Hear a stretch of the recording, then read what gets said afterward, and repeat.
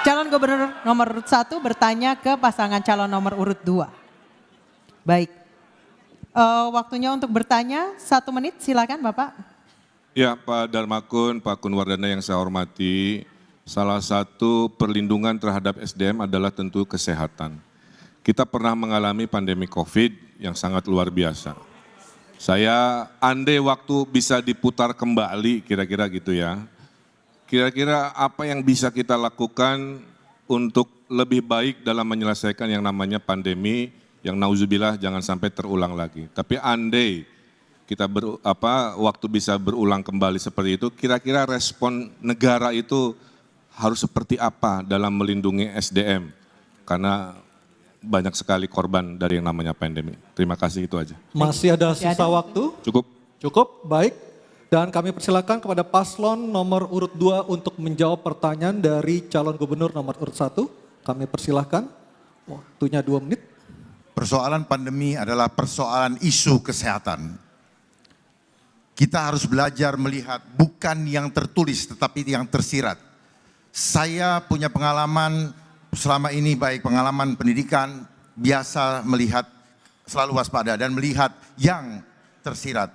Jadi kita harus waspada dari setiap isu yang ada. Apakah itu memang genuine atau merupakan infiltrasi asing untuk mengambil kedaulatan bangsa lewat isu kesehatan. Dan juga mengancam keselamatan masyarakat.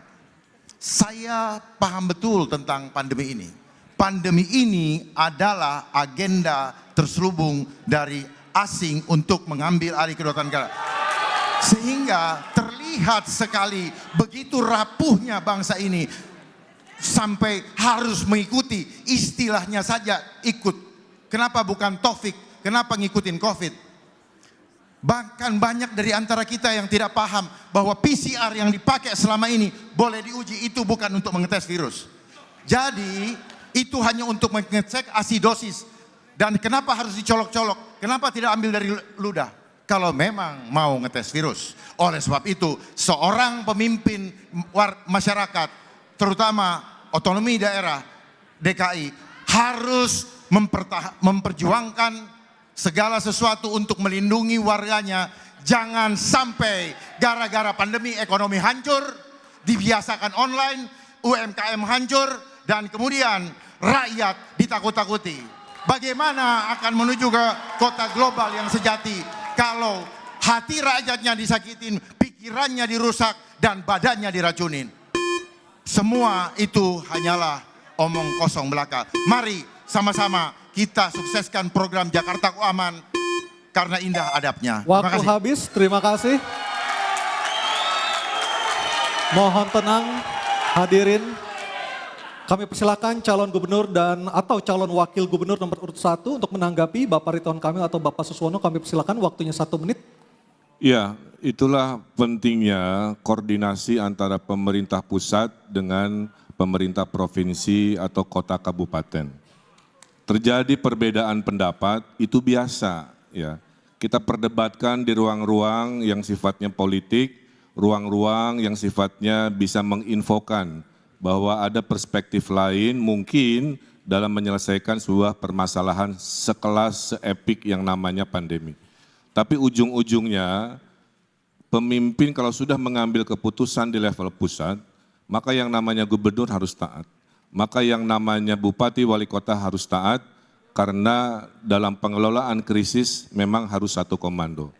Terjadi perbedaan dalam prosesnya, tapi ketika sudah diputuskan oleh pemimpin level presiden, tentulah serempak di bawah harus mengamankan dan menjalankan dan menyelesaikan permasalahan secara kolaborasi. Terima kasih. Baik, terima kasih. Kami silakan pasangan calon nomor urut 2 untuk merespon tanggapan dari pasangan calon nomor urut 1. Waktu Anda 1 menit. Oke, tenang dulu. Waktu Anda 1 menit, silakan Baik. Bapak. Solus populi suprema lex esto.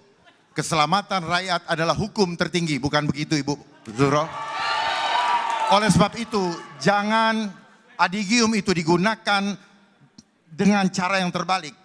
Seolah-olah ingin menyelamatkan keselamatan rakyat sebagai hukum tertinggi. Tetapi udang di balik batunya adalah sebaliknya ingin menghancurkan rakyat sehingga rakyat semua menjadi tidak bisa hidup dan bahkan akan menjadi budak.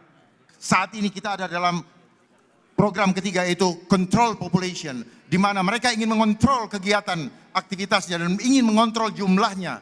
Jadi perjalanan menuju ke 2045 akan menjadi masa kecemasan, bukan masa keemasan, ketika rakyat harus ditakut-takuti dengan segala macam regulasi.